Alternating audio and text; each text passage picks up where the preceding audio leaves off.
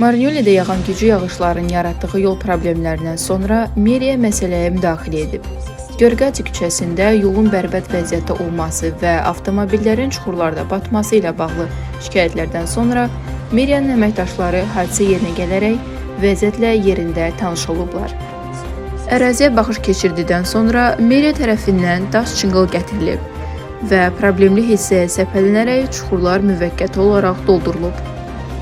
Yolun hərəkətə qapalı olması və yaranmış təhlükəli şəraitin aradan qaldırılması məqsədi ilə görülən bu tədbirlər nəticəsində nəqliyyatın hərəkəti bərpa olunub. Sakinlər müvəqqəti tədbirləri müsbət qarşılasalar da uzun müddətli həll yollarının vacibliyini vurğulayırlar. Onlar bildirirlər ki, Görqaci küçəsində infrastrukturun köklü şəkildə yenilənməsinə ehtiyac var.